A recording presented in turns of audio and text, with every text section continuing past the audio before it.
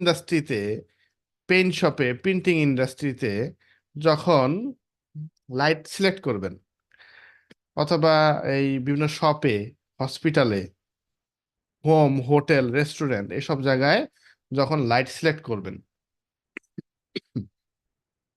তখন যে লাইটটা সিলেক্ট করবেন সেই লাইটের কালার রেন্ডারিং ইন্ডেক্স হবে হলো 85 এর বেশি।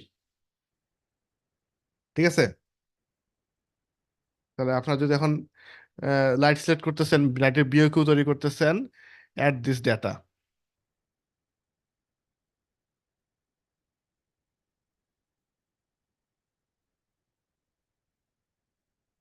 হসপিটালে, শপে আপনি কালার রেন্ডারিং ইন্ডেক্স থাকবে হলো 85 এর বেশি।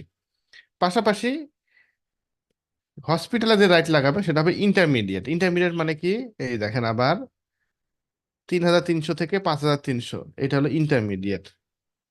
তার মানে লাইটটা হবে হলো এই সাদা রঙের হসপিটালে। ঠিক আছে?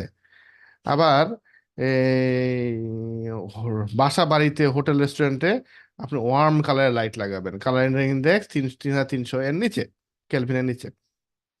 টেক্সটাইল মিলে আপনি পেইন্ট শপে, প্রিন্টিং শপে কুল লাইট লাগাবেন। বোঝা গেছে ব্যাপারটা?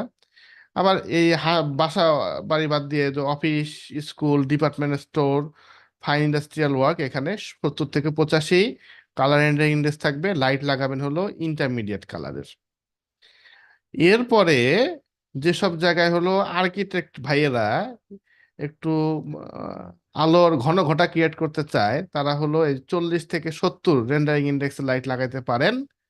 এই ক্ষেত্রে হলো কালার অ্যাপিয়ারেন্স তারা যেটা মন চায় সেটা লাগাও, কারণ এই ধরনের লাইটগুলো আমাদের এই ভিজুয়ালাইজেশন বা ভিজুয়াল কমফোর্টের জন্য মেনলি লাগানো হয় না, এটা জাস্ট ডেকোরেশনের জন্য লাগাইতে পারেন 40 থেকে 70 রেন্ডারিং ইন্ডেক্সের লাইট।